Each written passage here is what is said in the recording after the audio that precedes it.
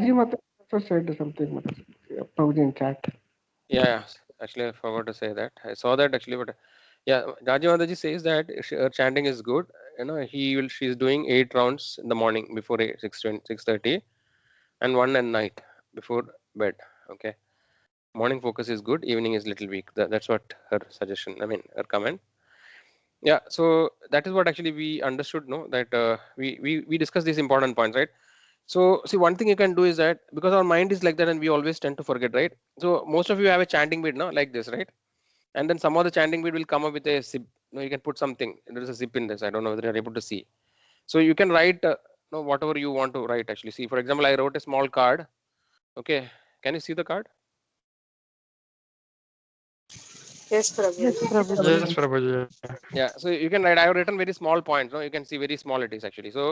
So maybe you can write it in the in the bag and keep it. And every time before chanting, now you can just read it actually. Because the thing is that whatever we do, our mind will always try to forget whatever we decided. So every time we can write actually some points that to do every time before we chant. Okay, so we'll come to that later. So the difficulty in chanting is because see, the mind, is actually very difficult to control. The mind is very subtle in nature. We have discussed that because you see, actually the living entity, we are consisting of the three. There are three bodies, three levels of body or consciousness. Okay, so one is called the gross body, which is called the stula sharira, which actually is what we see. We can see with our eyes, right? With our senses, what we see, perceive is the gross body. Then there is something called a subtle body, which actually consisting of mind, intelligence, and ego. This is the next thing. The subtle body cannot be seen by our senses. It can't be perceived by our senses. And then actually the soul. The soul is a real living entity. Right? So soul is covered by two bodies. One is the subtle body and the gross body. So the mind, which actually according to Vedic scriptures, the mind is not part of the gross body. Okay, the mind actually is part of subtle body. Okay, so that itself makes it more complicated, right? So people may think that okay, mind is brain is mind and things like that, which actually is not according to Vedas. So the mental activity can work even if the body is not functioning. Okay, because there are examples like this scientifically there are terms like out of body experience, near death experience, etc. Right? So in the out of body experience, etc., the person is not having consciousness. No, like for example, some people who are almost dead. I mean, according to what you call medical science, there is no life symptoms. No, for example, they check the electric activity of the heart, right? And they check the breathing and things like that. And then there is no brain activity also can be measured by electrical signals. So clinically, a person is dead when these activities are not there.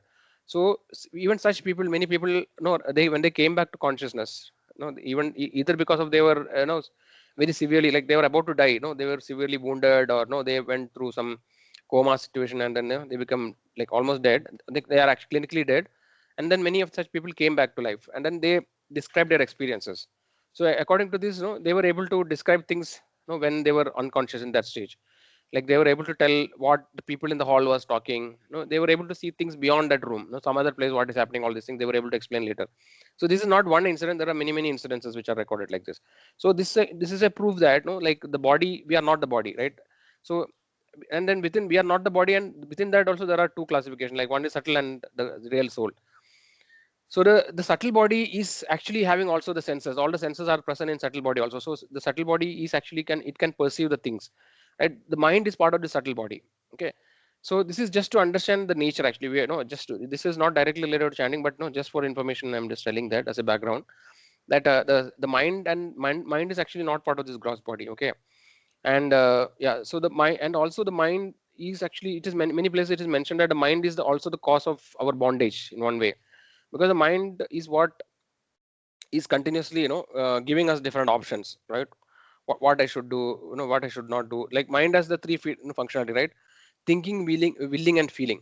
Thinking, feeling and willing, right? These are the three functionality of mind. So the mind, and then we cannot really separate, no, like we generally people behave instinctively.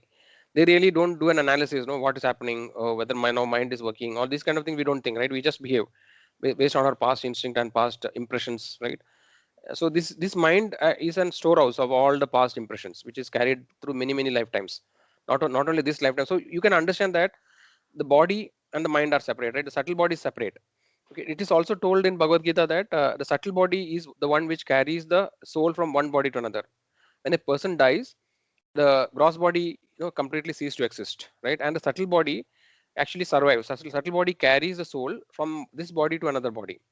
Okay, that is the example. There's an analogy given is just like if there's a breeze, a breeze is blowing about a rose garden. The breeze carries the aroma of the rose to the next place, right? Similarly, the subtle body carries the soul from one body to another, based on the karma and the desire of the living entity. Karmana deva netrena, right? Based on your karma and by the higher arrangement, another new body is given to the soul. So this indicates that the subtle body and the mind actually is something which survives beyond one lifetime, right? So mind actually stores the impressions of so many different lifetimes. Okay, and so by nature in Bhagavad Gita it is mentioned that mind is very difficult to control. No, Arjuna says, Chanjalam hi mana Krishna pramadi balavadridam tasyaham nigraham manye vayuriva sudushkaram. So he's saying that Chanjalam hi mana Krishna. This mind is very Chanjala. No, it's very highly wavering. It cannot remain in one place. It keeps on, like just like a monkey, right? No, monkey like or a small baby monkey. He will be always restless. He cannot sit in one place. He will jump from one branch to another, then from that branch to another. Similarly, mind actually keeps on thinking different things. Okay, so in yoga there are different things mentioned. Like for example, there is something called ekagrata, then dhyana, like samadhi, etc. Okay, so it is told that even if somebody can focus on one thing for 11 seconds, right, then it is called ekagrata.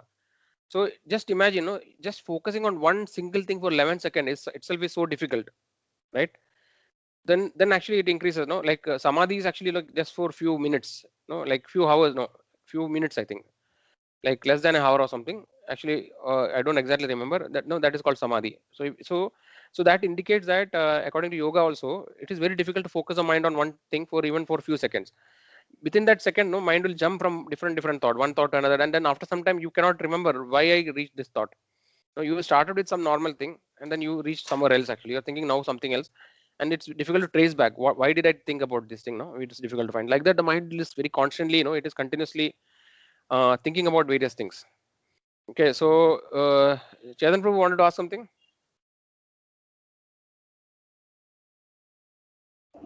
Yes, Prabhuji.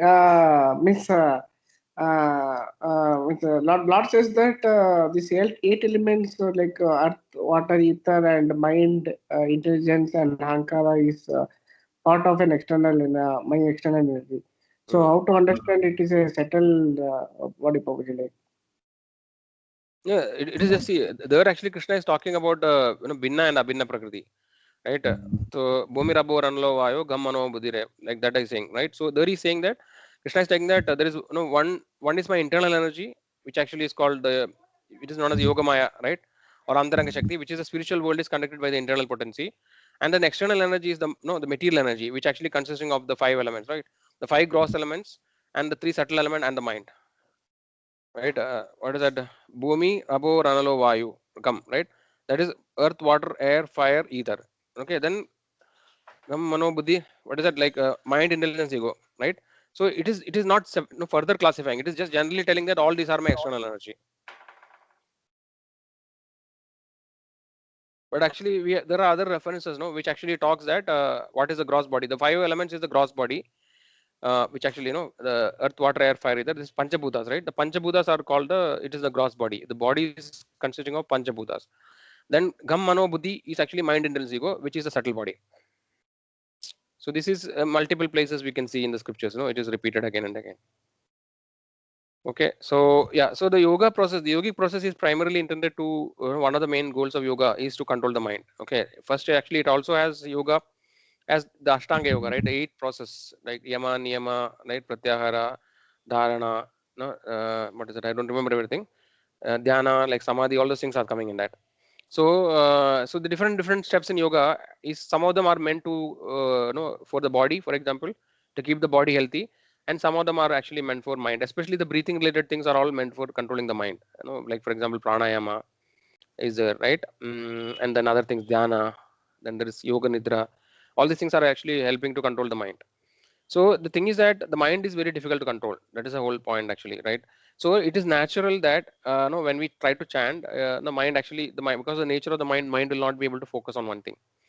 Okay, so basically, ultimately, there are two things which actually which will be causing how we chant. One is actually that whatever we are already acquired, the karma, that particular impressions in the mind and all the past karma, that will create an environment which actually which will be favorable for some people based on their past karma, and other people it will be not very favorable. And the second part is that if we cannot do anything about it, then there is no point, right, in trying. So there is something definitely we can improve our chanting by consciously trying to improve. But actually other things more important is no, like in spirituality is always something which is working in a different way, right? It is not like a material thing that actually only by our endeavor we can improve. So definitely there are other things like by getting the mercy of pure devotees, by doing service to the pure devotees of the Lord, so all these things, by getting the mercy we can definitely improve our chanting and all our devotional activity.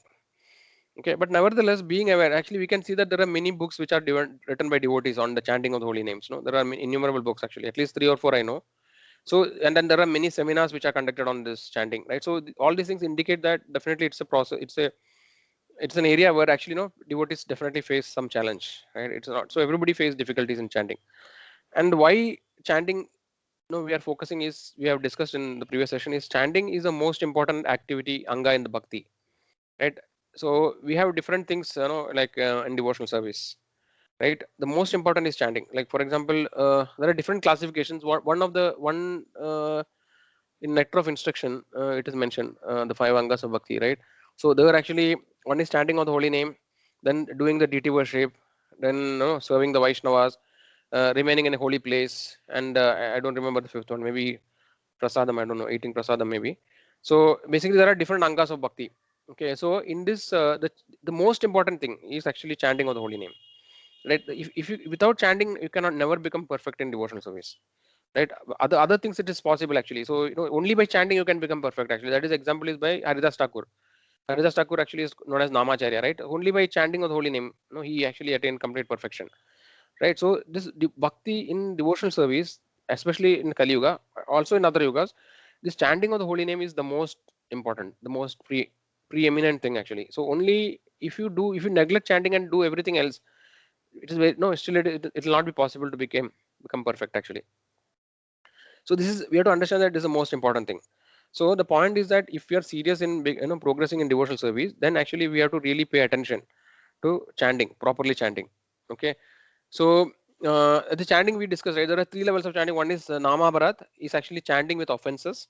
Then next second is Nama Abhas, which actually is chanting imperfectly, right? Like you may not be committing serious offenses, but actually your chanting is not proper. For example, whatever we do, right? We may be thinking of something else. We are not paying proper attention. We may not be pronouncing the mantra properly. So like that, some things, some deficiencies will be there. This is called Nama Abhas. And the last one is the Shuddhanam.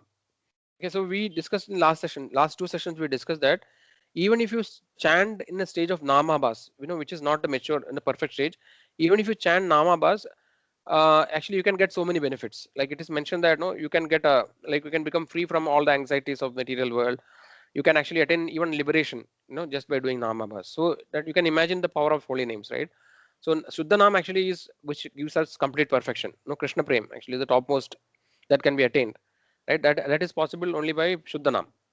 But even in Namabha stage, actually, there's so many benefits are there. Okay, so we can understand. So we should be convinced about the chanting of the holy name. They should not take it lightly, thinking that okay, this is just another thing, like that. No. So we should understand that this is the most. So if let's say I wanted to become perfect, or I have taken the devotional path, or I have taken the spiritual path, and if I'm serious about this path, then I cannot neglect the chanting of the holy name. This is the most potent thing which actually make me purified. Chanting is actually purifying the living entity. So the nature of the mind and ego is like this, that so why do we come to the material world, right? We discussed many times this, that because the living entity in the spiritual world has a desire to enjoy independent of the Lord, actually he comes to the material world.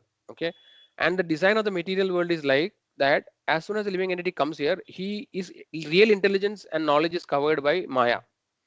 Okay, so how it is covering? Because of the ego, the false ego. The false ego is that the living entity, when he comes to material world, he is provided a new different identity, which is wrong identity, false identity, right? He thinks that I am this body. Whatever body he gets, the living entity is convinced that I am this body, and by that the false ego and the mind, they together work to keep the living entity, entrapped in this material world. So the material world is like a open prison. right? There is no physically, there's no chain or anything, right? Anybody can escape actually if you want, but there is a invisible shackle, which is this mind and ego, right? This mind, ego always keep telling, convincing the living entity that you are this body. Okay, and then the mind, it supports these two work together. Mind will give you so many different thoughts and different options, by which it keep on entangling the living entity. It'll tell, okay, you do this, you buy, you, for example, when you're a young person, you'll tell, okay, you get married, then actually, let me get a job first. You get a job, then let me get married, then then you'll have children, then you will have, you have to take care of them, like that. The mind will keep on giving you different options. You buy this particular house, this house is not good, you buy a bigger house, then this vehicle is not good, buy a bigger car. So like this, these things, mind will keep on giving you so many different options. And when you start following the mind, you will try to, all our life will go in trying to fulfill the desires of mind one after another, and then we become entangled more and more, and we cannot actually, what you call, we cannot make progress in spiritual path. So this is the nature of mind and intelligence. So by this, because of this nature, mind will protest. When you try to chant properly, mind will try to protest, because it is actually causing, it is against this dharma kind of. In the material world, the mind and ego is supposed to keep you illusion, and keep you entangled here. And when you are chanting, you are trying to get freed from this cycle, from this entanglement. So naturally, mind and ego will try to protest, or no, it'll try to rebel against this particular attempt. Not only chanting, any devotional activity you do, the mind will try to dissuade you, try to keep you away from it. So that these things we have to understand actually. But normally what happens is that we don't think about anything, right? We just act out of our instinct.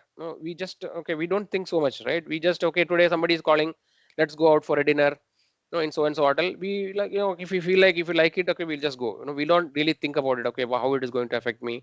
Is it good for my spiritual life? All those kind of things we don't think, right? We just act, generally we try to act automatically.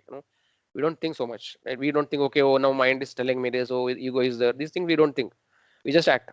So basically, one important thing is that we have to take shelter of the holy name. So holy name is actually non-different from Krishna, that we discussed. The Krishna is called absolute truth. Abhinatvam nama namino. There is no difference between the name Krishna and the person Krishna. That is the meaning of absolute. So when you take Krishna, shelter of the holy name, is like taking shelter of Krishna himself.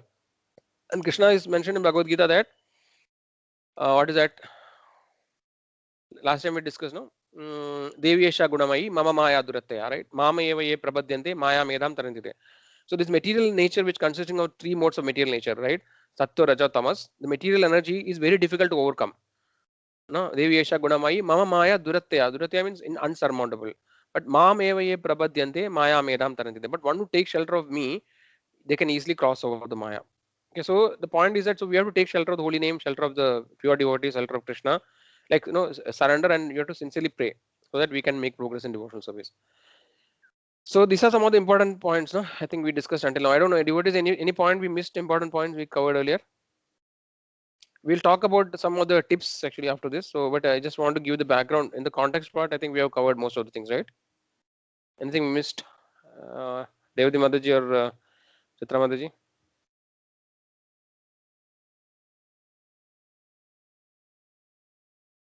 Mostly covered, Prabhuji. Hare Krishna, Prabhuji. Okay. Okay, so yeah, some of the tips. Okay, what I'm wanted to say, like this, actually you only can evolve your own tips if you want. Otherwise, this is most based on some of the books which I read actually. Okay, so one is that we discussed. No, just 1 second. Yeah. So one thing is that, see, first most important thing is that we should have an environment which is favorable for chanting. Okay, if you go to go and sit in a place like a market, or somewhere like there is a lot of distraction, naturally, it's very very obvious that we can't chant properly. So first is that the environment, we have to select an environment and also time which is suitable.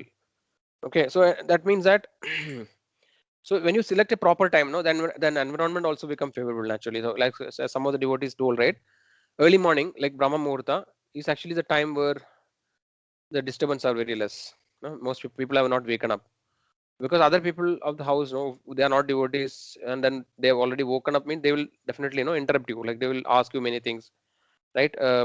So that is one thing. So first of all, if possible, whichever devotees are yeah, they are fortunate to get up in the morning, I think they should try to get up in the early morning, that so that the environment is favorable. Okay, second thing is that the Brahma Muhurta is always considered as very very auspicious for spiritual activities. Okay, and it is in the mode of goodness. The morning time is considered in the mode of goodness. Afternoon is time is considered in the mode of passion, and in the even night is considered in the mode of ignorance. So naturally, when you select the morning time, the no the situation, the time is favorable, and no other disturbance are less, and even our mind actually is more peaceful in the morning, right? Because after if you have a sleep properly, then actually the mind is little peaceful, it's calm, so that no immediately some thoughts will not come. But as the day progresses, right, once the mind becomes more and more active, then there is so many chain of thoughts which will come. So that time is very favorable. That's why morning time is very very good. The Brahma Muhurta time, or whatever earliest time you can get up, that time you should select. Then other distractions also less, right? People calling you, on the phone, and these kind of things also will not happen in the morning. So that is the first thing. Okay, then second thing, it is told that okay, you should sit in front of like either the altar or no or Tulsi Maharani. So Tulsi Maharani is actually is a pure devotee of the Lord, and she is actually Bhakti Krishna Bhakti Pradayini, we say, no. So Vrindaya Tulsi Devaya Priyaya Keshava Krishna Bhakti Pradayini Pradaya Satyavade Namo Nama, right? So she is capable of providing pure devotion. So sitting in front of Tulsi Maharani and chanting is very very good actually, to have a good mind and without distraction. Or you can sit in front of the altar, or in front of the photo of the Lord. Then sitting straight, in a place, not like lying down or something. Sit straight. So in yoga also it says, when you sit with your spine erect, then the mind is more controlled. Okay, then actually, yeah. So one thing is that, so if you want to get up in the morning, you have to start from the previous day. So some of the devotees have written that, in the previous day itself, we should actually, like, ideally we should eat very early. No, we should not eat something in the late night. In the olden times, people used to eat before sunset. If that is not possible, like, no, maybe by 8 o'clock we should eat our dinner, and the dinner should be light actually, if it is possible. No, the more heavy you eat, the more, it will be, the sleep will not be, what you call, it will not be a very peaceful sleep. So we should eat a very light things, whatever is possible, like fruits, milk, light thing, so that such people can get up without difficulty in the morning. Okay, without, they will have a good sleep and they can get up in the morning. So, and then in the previous day, it is mentioned that you can take a sankalpa that, okay, tomorrow I'll chant properly, nicely, like that. Okay, then yeah, so some of the things I mentioned, right? Then yeah, the main part in chanting, what Prabhupada is always telling is that no, we should just chant and hear. That's all. Okay, just to chant clearly, like each of the mantra, like Hare Krishna, Hare Krishna, Krishna Krishna, Hare Hare, Hare Rama, Rama Rama, Hare Hare. Like that we should chant, and then we should hear each and every mantra. So this is one thing which Prabhupada is repeatedly told. But the devotees have written some additional things, no? Like if it is possible, you can do, but it is not necessary. If you can just hear chanting without distraction, then that is sufficient. Nothing else is required. Otherwise, it is, some devotees say that no, we can actually focus. If you have a picture of Radha and Krishna, you can actually focus on that picture. Look at the picture of the Lord. Maybe starting from the feet, and then upwards. Actually, you can meditate on the Lord. Okay, and then keep chanting, thinking on the on that particular thing. The idea is that, see, what we have to observe is that ultimately the point is that when we are chanting, we should ensure that we are chanting with the heart, right? Or basically the idea is that the mind should be present in the chanting. It is not, as I mentioned in the beginning, right? It should not be a mechanical operation, right? The mind is elsewhere, and then we are just chanting. Our fingers are moving, and the mind is, the tongue is moving, but actually we are not present. We are doing, mind is something else. Mind is thinking of various things. No, like no, okay, I have to do this today. Oh, this person told me that. So many things actually. There's no unlimited number of thoughts, right? So then actually the thing is that you are not focusing on the holy name, right? Your mind is somewhere else. So this is one of the offenses it is considered as, like to be inattentive while chanting, and this is known as the root of all other offenses. So there are 10 offenses in chanting of the holy names, right? Which actually we'll see some other time, or you can read it in the net, you will get it.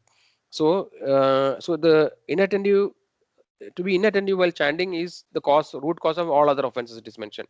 So basically the point is that no, being inattentive is actually a big problem. Okay, so that is why we should try to focus. We should always keep checking that, whether I am focusing on the holy name. If mind is going away, will naturally go away. You have to try again and again, bring the mind to the holy names. Okay, you should be thinking about the holy names, or no, or thinking about the Lord. So these are the only two thoughts which should be there. But nevertheless, everybody will face the issue that mind will wander away, right? But actually we should again and again try to bring the mind back. Okay, yeah, then and one more thing actually which I thought is that before we chant, no, like, okay, once you come and sit for chanting, we should pray to the spiritual master. So somebody who is initiated, no, they can think about their spiritual master, or other devotees can think about Srila Prabhupada. They can pray to Srila Prabhupada, no, and then the Guru Parampara, right, Goswamis, and the Panchatattva, right. So Panchatattva, anyway, we are chanting, no, Jai Shri Krishna Chaitanya, Prabhu Nityananda, Shri Advaita Gadadhara, Shivasadi Gaura Bhaktivinoda. So we chant the holy names of Panchatattva. There are two reasons. One is actually, so that we can chant nicely, and second is that they are actually very merciful, and the offenses which we may commit during chanting are forgiven. Okay, so we can pray obeisances to spiritual master, and meditate on them before we start chanting. And another important thing, we can sing the Shikshastakam prayer, right? Which actually I think most of you know. If you don't know, again you can check it in the net. Basically, start with Cheto Darpana Marjanam, right? That song, Cheto Darpana Marjanam Bhava Mahadavagni Nirvapanam Shreya Kairava Chantrika Vidaranam Vidya Vadu Jivanam Anandam Buddhivardhanam Pratipadam Purnamrita Swadanam Sarvatmasnavanam Param Vijayade Shri Krishna Sankirtanam. Like that it starts. So that is very, very meaningful, deep meaning. No, if you can understand, it is very easy to understand that meaning of that prayers, and then and really meditate on the meaning, then actually or naturally we will be able to chant nicely. Okay, so one of the greatest quality which is required to chant nicely is to be very humble, right? That is mentioned in this Shikshastakam. It says that Trinadabi Sunichena Tarorabi Sahishnuna Amani Namanadena Kirtaniya Sadahari. So that is actually qualification to chant Kirtaniya Sadahari. Who can chant Kirtaniya Amesha? Always is uh, Trinadabi Sunichena Taroreva Sahishnuna. Means one should consider oneself lower than a blade of grass, right, and more tolerant than a tree, right. He should be ready to give all respect to others, and he should not expect any respect from others. So such a person can always chant the holy names of the Lord constantly. But this we will not get immediately, for sure, no, so it will take time. So but we have to understand that what should be the mood of chanting, right. So this should be the mood. And then further it says, actually, in that shloka there are many. This shloka is very, very important, actually. It's a Shikshastakam, no, maybe we can read it one day.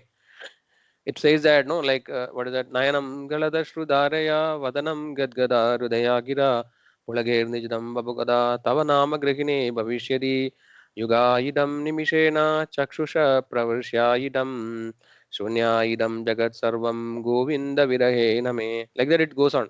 So basically each and every stanza, no, it actually goes to the next level of higher level of chanting.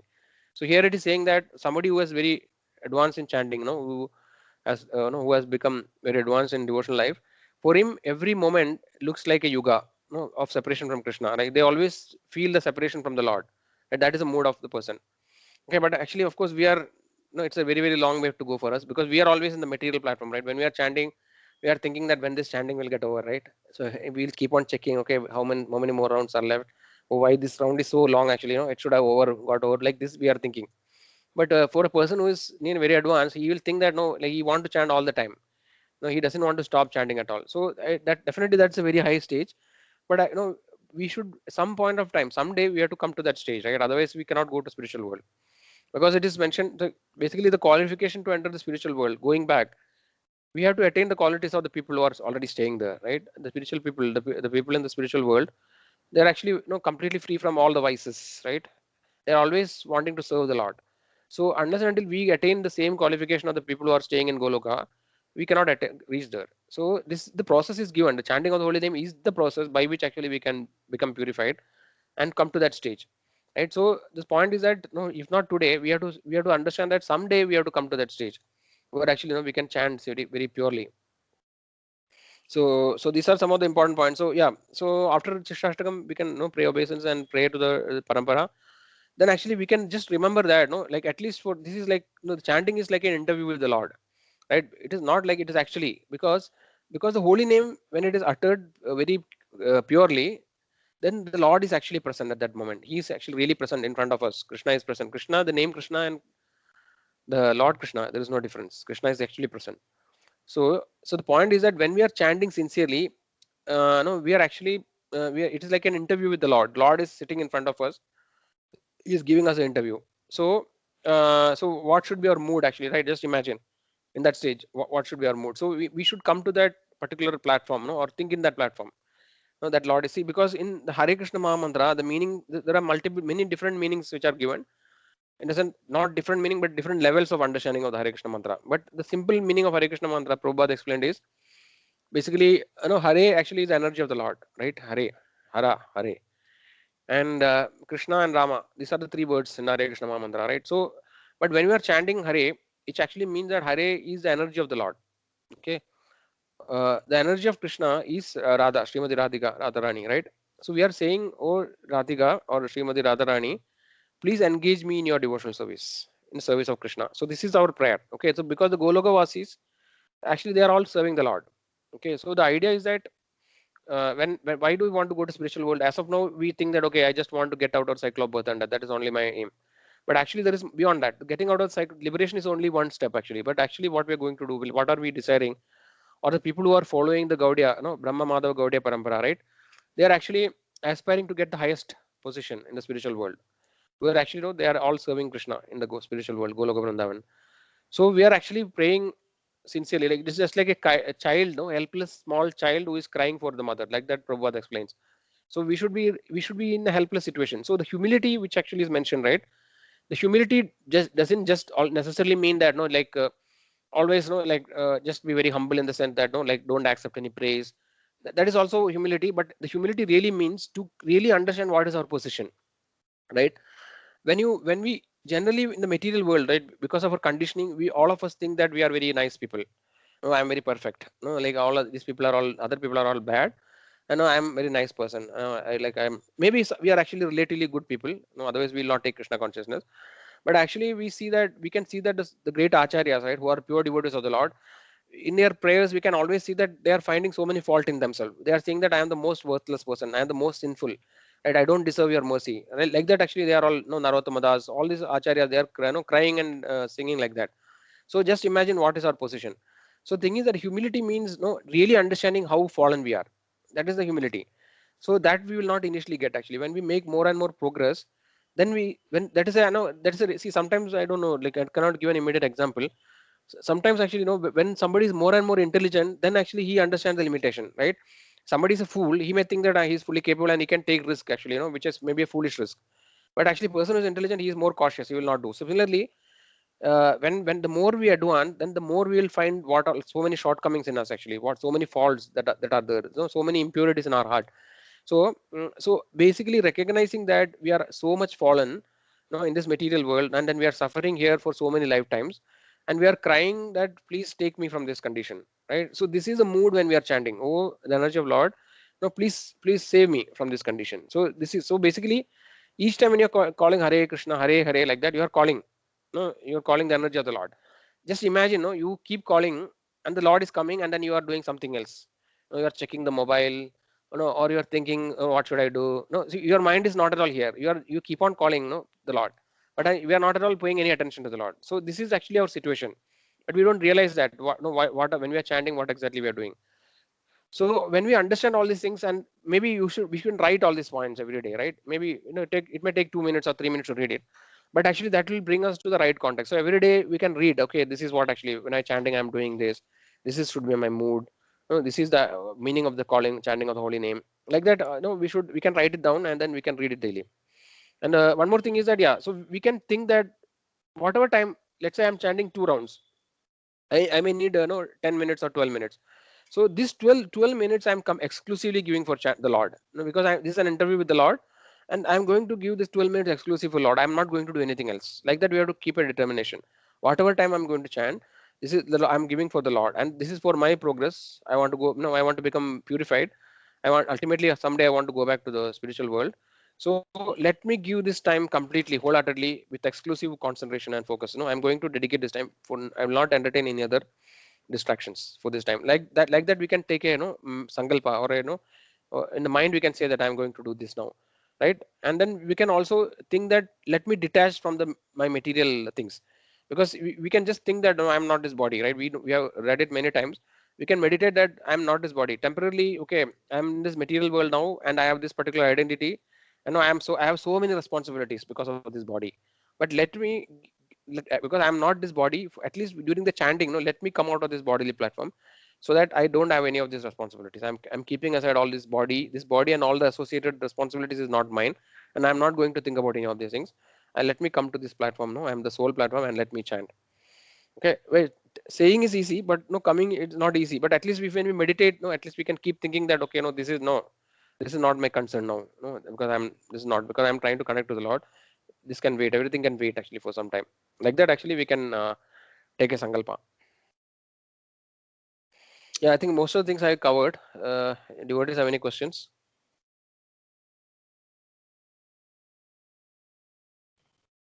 Not Hare question, Krishna Prabhuji. Prabhuji. Yes, Sushil Prabhu. Yeah, first Sushil Prabhu and then Lavanya Mataji. Yes, Sushil Prabhu. Yeah, not question, Prabhuji, but just wanted to add the one more point. I gone through one. There is one very good series on YouTube from Amrendra Prabhuji, Mm-hmm. Art of Chanting. There Mm-hmm. are 5 sessions around 1 hour each. Mm-hmm. I went through that session in couple of days back. He was mentioning that while chanting, we have to think. If our thinking is, we cannot stop our thinking, then you try to think like that. I am serving the God. I Mm-hmm. am like massaging the God's legs, like that. We can think, and then Yeah. that can yeah, that can improve our concentration level also. Yeah. Yes, So Mat Prabhu. yeah, Yes, yeah. Prabhu. Actually, as I mentioned, Prabhu, no, there are different levels actually. So for advanced devotees, no, there are more actually different ways. But Prabhupada generally did not recommend anything than hearing. But this is also the ultimately the worst thing that you can do is to think about some sense gratification while chanting, right? That is the worst thing. Definitely, we should not do. Then no, that is the worst thing. Then better than that is actually maybe thinking about some material things in the sense. No, people naturally think that okay, I have to do this work, to do that. No, that is not so offensive as thinking about some sense gratification. Then better than is of course no thinking about some devotees of the Lord, right? Then better than is actually thinking about the Lord Himself, right? Or His places or His dham. You can think about Vrindavan dham. If you have gone to that place, no, you can think that okay, you are doing a parikrama, you are going a Govardhan. Like that, so many things are possible. You can think about the pastimes of the Lord, but actually, Prabhupada did not encourage like thinking about anything because that is more for more and more advanced devotees. Okay, but it is see if you are thinking about sense gratification, then better think about you can think about the temple of the Lord, or you can think about the Lord Himself, right? That is okay. So gradually we can go to higher and higher. By mercy of the Lord, we should be able to go to higher and higher platform. So yeah, thinking about the Lord or doing service to the Lord or thinking about like a dham or holy dham of the Lord, all these things are definitely much better than thinking about material things, for sure. Yes, Prabhu. Yes, Mataji, Lavanya Mataji. Hare Krishna Prabhuji. Yes. So actually, I am doing 12 rounds, Prabhuji. In early morning, I finished 8 rounds, and afternoon, while kids are playing, that time only I do my rounds, Prabhuji. It's not quality rounds that much I know because now I have to take care of kids, and while that thing, I do these things, Prabhuji. So Mm. how can I take it, Prabhu? How I do the rounds are these things, So Prabhuji. it's not possible for you to get up in the morning, early morning. Morning 5:15, Prabhuji. 5:15. Later. Yeah, that's fine. See, whatever time is possible, so try to do or most of the rounds in the morning itself, if possible. So till that time, if it is not possible, you can continue whatever you're doing. No? So you have to always remember that I'm not able to do it. Ideally, I should do everything in the morning, but for now, I'm not able to do. So do as much as possible in the morning, and rest of the round like as you are doing, right? So because we can know that whatever rounds we do later will not have much quality, right? And Mm. it cannot really much give much benefits, which is supposed to get. So and then try to move more and more rounds to the morning because so many people have challenges. So some people like Sushil Prabhu was saying people are working in the software IT job, who have clients in the other countries.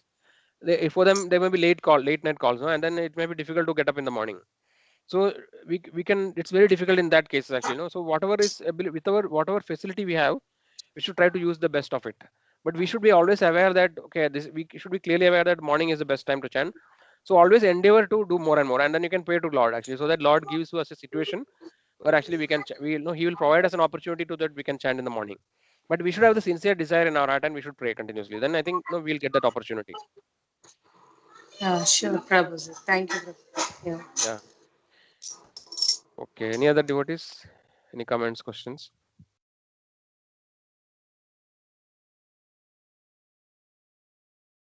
Okay, so I hope all of you will sincerely, because see, understand that this is the most important thing. Rest everything we are doing, right, is philosophical understanding, knowledge. These are all secondary. Okay, because see, why we do the philosophical understanding or all other process is to come to a pure chanting. Ultimate purpose is, no, if you cannot come to the pure chanting, then everything else is not useful. Why are we understanding? Because we don't have faith in the Lord. We have to read so much of philosophy, right? And then we should be convinced philosophically, okay, why Krishna is supreme, know how these things are working, what is the universe. All this knowledge is not really necessary, okay? Because ultimately the only thing which is required is to have complete faith in the Lord and chant with with sincerity and focus. If that you can, if you're already able to do that, then everything else is not required actually. Okay, this is the ultimately from our own perspective, this is the fact. But because the other at the same time, we have to understand that we are in a preaching this thing, right, moment. Chaitanya Mahaprabhu's desire is to spread the holy names to all the people in the world, right? What is that actually? Sarvatra, no, what is that shloka? Yare dekho tare kaho Krishna Upadesh, right? So and then what is that? Nagara Rama.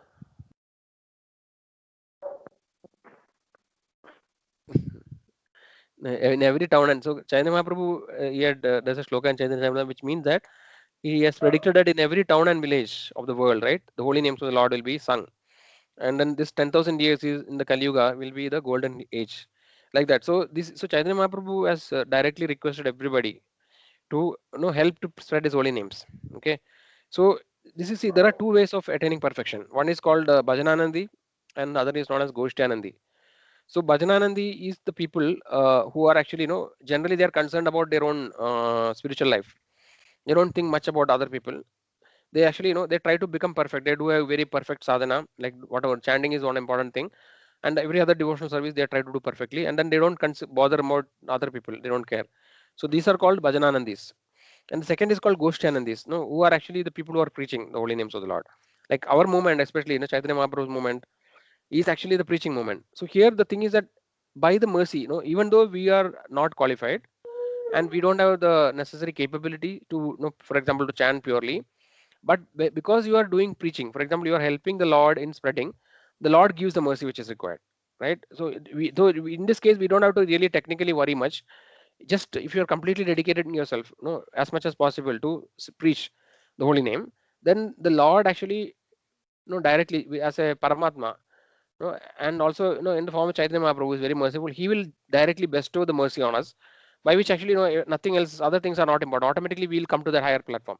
So for actually we are mostly depending on this is the mercy of the Lord. Okay, but if you do both, then you can imagine how much powerful it will be, right? So we are actually preaching as well as try to do best in our chanting. Then actually it's like accelerating or ensuring, making sure that we don't miss it. Like for example, we sometimes when you are going for an important trip, right, very very important trip, then we may put two three alarms, right, one alarm in the mobile, then one more in another thing like that, and then we'll tell some people to please wake me up.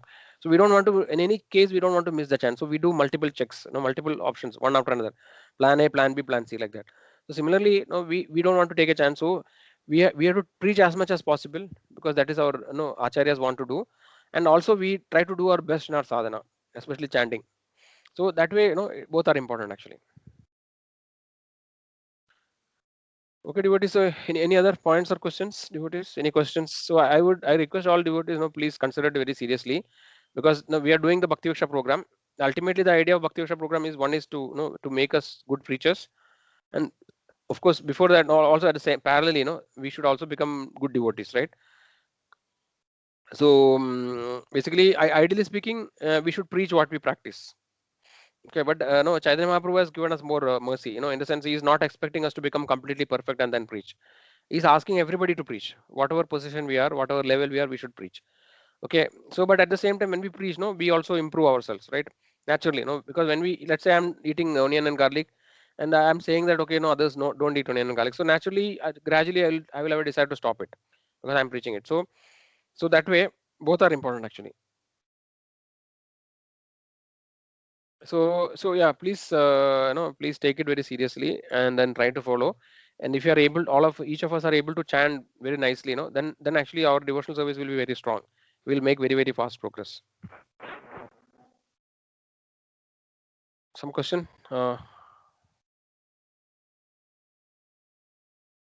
Who had Revati Mati, you had a question? Hare Krishna Prabhuji. No, Prabhuji. Okay. Fine. Then I think every time we are actually not able to discuss the topic. Today we'll discuss somehow. We'll